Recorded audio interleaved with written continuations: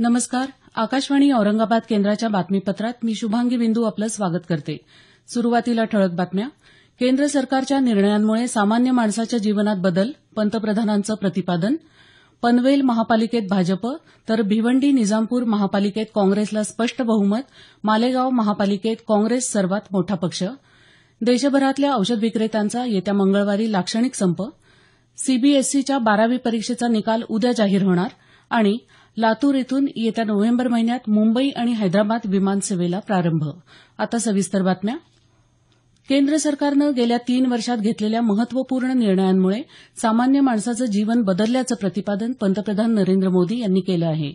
केंद्र सरकारला काल 3 वर्ष पूर्ण झाल्यानिमित्त पंतप्रधानांनी ट्विटरवर सरकारचं रिपोर्ट कार्ड जारी केलं. सरकारनं विविध क्षेत्रात केलेल्या प्रगतीचा याद्वारे त्यांनी आढावा घेतला. दरम्यान आसाम आणि अरुणाचल प्रदेश या 2 राज्यांना जोडणाऱ्या ढोला सादिया या देशातल्या सर्वात लांब पुलाचं पंतप्रधान नरेंद्र मोदी यांनी काल लोकार्पण केलं. 9.25 किलोमीटर लांबीच्या या 3 पदरी पुलामुळे देशाचा ईशान्येकडील राज्यांशी संपर्क वाढण्यास मदत होणार आहे. भाजप सरकारनं देशात अघोषित आणीबाणी जाहीर केली असल्याची टीका काँग्रेस प्रदेशाध्यक्ष खासदार अशोक चव्हाण यांनी केली आहे. ते काल मुंबईत पत्रकार परिषदेत बोलत होते. हे सरकार जातीपातीचं राजकारण करत असल्याचा आरोपही चव्हाण यांनी केला. गेल्या 3 वर्षात सामान्य जनतेवर अत्याचार वाढले असल्याचं सांगत चव्हाण यांनी महागाई, नोटाबंदी, शेतकरी आत्महत्या, बेरोजगारी इत्यादी मुद्द्यांवरूनही सरकारवर टीका केली. काँग्रेसचे राष्ट्रीय प्रवक्ते RNP सिंग यावेळी उपस्थित होते. भाजपा सरकारनं गेल्या 3 वर्षात जनतेची फक्त दिशाभूल केली असल्याचं सिंग म्हणाले. विजेवर धावणाऱ्या वाहनांसंदर्भात राज्य सरकार लवकरच धोरण ठरवणार असल्याचं मुख्यमंत्री देवेंद्र फडणवीस यांनी म्हटलं आहे. ते काल नागपूर इथं डॉ. बाबासाहेब आंबेडकर आंतरराष्ट्रीय विमानतळाच्या परिसरात देशातल्या पहिल्या ओला इलेक्ट्रिक चार्जिंग स्टेशनचं तसंच मल्टीमॉडेल इलेक्ट्रिक व्हेईकल प्रकल्पाचं उद्घाटन केल्यावर बोलत होते. केंद्रीय परिवहन मंत्री नितीन गडकरी कार्यक्रमाच्या अध्यक्षस्थानी होते. अशा वाहनांमुळे प्रदूषणाला आळा बसेल तसंच रोजगाराच्या संधी मिळणार असल्याचं मुख्यमंत्री म्हणाले. पनवेल, भिवंडी निजामपूर आणि मालेगाव महापालिका निवडणुकीचे निकाल काल जाहीर झाले. पनवेल महापालिकेत भारतीय जनता पक्षाला तर भिवंडी निजामपूर महापालिकेत काँग्रेसला स्पष्ट बहुमत मिळालं आहे. मालेगाव महानगरपालिकेत काँग्रेस सर्वात मोठा पक्ष ठरला आहे. पनवेल महापालिकेच्या एकूण 78 जागांपैकी भाजपनं 51, काँग्रेस, राष्ट्रवादी काँग्रेस आणि शेकाप आघाडीनं 27 जागा जिंकल्या. शिवसेनेला मात्र एकही जागा मिळाली नाही. भिवंडी महापालिकेच्या एकूण 90 जागांपैकी काँग्रेसनं 47, भाजपनं 19, शिवसेनेनं 12, आरपीआय आठवले गटानं 4, कोणार्क विकास आघाडीनं 4 तर समाजवादी पक्षानं 2 जागा जिंकल्या. मालेगाव महापालिकेच्या एकूण 84 जागांपैकी काँग्रेसनं 28, राष्ट्रवादी काँग्रेस 20, शिवसेना 13, भाजप 9, एमआयएम 7, जनता दल 6 तर 1 जागा अपक्ष उमेदवारानं जिंकली. लातूर जिल्ह्यातल्या रेणापूर नगरपंचायतीच्या निवडणुकीचा निकाल काल जाहीर झाला. यामध्ये एकूण 17 जागांपैकी भाजपनं सर्वाधिक 8 जागा जिंकल्या. काँग्रेसनं 6, राष्ट्रवादी काँग्रेसनं 1 तर अपक्ष उमेदवारांनी 2 जागा जिंकल्या. मुख्यमंत्री देवेंद्र फडणवीस यांच्या हेलिकॉप्टरला गुरुवारी निलंगा इथं झालेल्या अपघाताच्या चौकशीला कालपासून सुरुवात झाली. अपघातग्रस्त हेलिकॉप्टरची पाहणी करून हेलिकॉप्टरचा ब्लॅक बॉक्सही ताब्यात घेण्यात आला आहे. निलंगा पोलीस ठाण्यात या अपघाताची नैसर्गिक अपघात अशी नोंद केली असल्याची माहिती पोलीस निरीक्षक कल्याण सुपेकर यांनी दिली आहे. देशभरातल्या औषध विक्रेत्यांनी येत्या मंगळवारी म्हणजे 30 मे रोजी 1 दिवसाचा लाक्षणिक संप पुकारला आहे. ई पोर्टलच्या माध्यमातून औषधांची विक्री करणं आणि ऑनलाईन फार्मसी सुरू करण्याबाबत सरकारच्या प्रस्तावाविरोधात किरकोळ आणि घाऊक औषध विक्रेत्यांनी हा बंद पुकारला आहे. दरम्यान अन्न आणि औषध प्रशासनानं हा संप मागे घेण्याचं आवाहन केलं असून सर्व शासकीय रुग्णालयांना औषधांचा पुरेसा साठा असेल याची दक्षता घेण्याची सूचना केली आहे. गायी किंवा इतर गुरं कत्तलखान्यांना विकण्यावर केंद्र सरकारनं बंदी घातली आहे.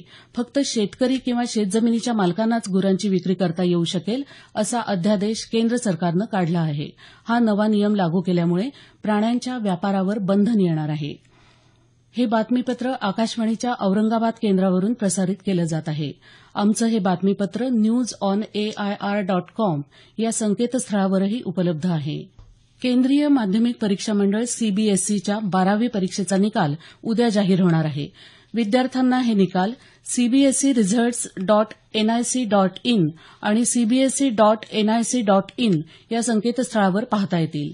दरम्यान माध्यमिक आणि उच्च माध्यमिक शिक्षण मंडळामार्फत घेण्यात आलेल्या 12वी परीक्षेच्या निकालाची तारीख येत्या सोमवारी जाहीर होणार आहे. येत्या नोव्हेंबर महिन्यापासून लातूर मुंबई आणि लातूर हैदराबाद अशी विमानसेवा सुरू होणार असल्याचं लातूरचे खासदार सुनील गायकवाड यांनी सांगितलं आहे. केंद्र सरकारच्या त्रिवर्षपूर्तीनिमित्त आयोजित कार्यक्रमात ते काल बोलत होते. पुढील 2 वर्षांच्या काळात लातूर इथं आकाशवाणी केंद्र स्थापन करणार असल्याचंही ते यावेळी म्हणाले. भारतीय जनता पक्षाच्या शिवार संवाद अभियानाअंतर्गत स्वच्छता आणि पाणी पुरवठा मंत्री बबनराव लोणीकर यांनी काल परभणी जिल्ह्यात शेतकऱ्यांशी संवाद साधला. पालम तालुक्यात नाव्हा आणि गंगाखेड तालुक्यात धारासूर इथं लोणीकर यांनी शेतकऱ्यांच्या भेटी घेऊन शासकीय योजनांची माहिती दिली. अहमदनगर मनमाड मार्गावर काल रात्री एका जीप अपघातात 8 जणांचा मृत्यू झाला. दुचाकीस्वाराला वाचवण्याच्या प्रयत्नात चालकाचं नियंत्रण सुटल्यानं ही गाडी एका झाडाला आदळून हा अपघात झाला. मृतांमध्ये राहुरी तालुक्यातल्या वरवंडी या गावाचे सरपंच सचिन ढगे यांचा समावेश आहे. औरंगाबाद जालना मार्गावर बदनापूर इथं एका जीप चालकाला गाडी चालवत असताना हृदयविकाराचा झटका आल्यामुळे झालेल्या अपघातात चालकाचा मृत्यू झाला तर अन्य 9 जण जखमी झाले. काल दुपारी हा अपघात झाला. हिंगोली जिल्ह्यातल्या कळमनुरी तालुक्यातल्या काही भागात काल दुपारी वादळी वाऱ्यासह पाऊस झाला.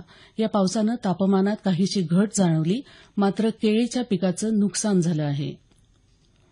बीड इथल्या विठाई नर्सिंग महाविद्यालयाचे प्राचार्य राणा डोईफोडे यांना विद्यार्थिनींशी अश्लील चाळे केल्याच्या आरोपावरून पोलिसांनी काल अटक केली. राणा डोईफोडे हे भाजपच्या बीड जिल्हा परिषदेच्या सदस्या सारिका डोईफोडे यांचे पती आहेत. लातूरचे महापौर सुरेश पवार आणि उपमहापौर देविदास काळे यांनी काल आपल्या पदांचा कार्यभार स्वीकारला. स्वच्छ आणि पारदर्शक कारभाराच्या माध्यमातून लातूरकरांचा विश्वास सार्थ ठरवू असा विश्वास महापौर पवार यांनी यावेळी व्यक्त केला. औरंगाबाद इथल्या साई अभियांत्रिकी महाविद्यालयाच्या कॉपी प्रकरणात संस्थाचालक आणि संबंधितांवर कठोर कारवाई करण्याची मागणी राष्ट्रवादी विद्यार्थी काँग्रेसनं केली आहे. यासंदर्भात संघटनेनं काल कुलगुरू डॉ बी ए चोपडे यांना एक निवेदन सादर केलं.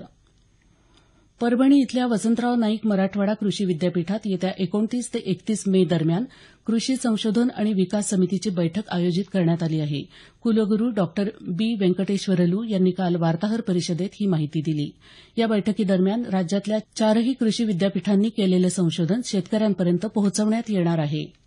राज्यातल्या 0 ते 18 या वयोगटातल्या बालकांच्या आधार नोंदणीचं काम पूर्ण करण्यासाठी 3600 अंगणवाडी पर्यवेक्षिका आणि 500 ग्रामीण रुग्णालयांना जून महिन्याअखेर टॅब देण्यात येणार आहेत.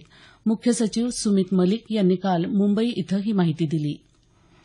पंजाबचे माजी पोलीस महासंचालक KPS गिल यांचं काल दिल्लीत निधन झालं. ते 82 वर्षांचे होते. भारतीय हॉकी महासंघाचं अध्यक्षपदही त्यांनी भूषवलं होतं. नागरी सेवेतल्या उत्कृष्ट कामगिरीबद्दल त्यांना 1989 साली पद्मश्री पुरस्कारानं गौरवण्यात आलं होतं.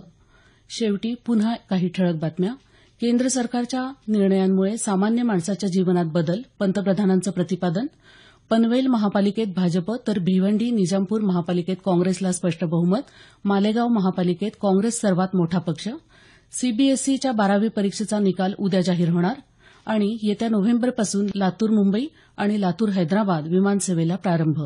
याबरोबरच हे बातमीपत्र संपलं. आमचं यानंतरचं संक्षिप्त मराठी बातमीपत्र सकाळी 10 वाजता.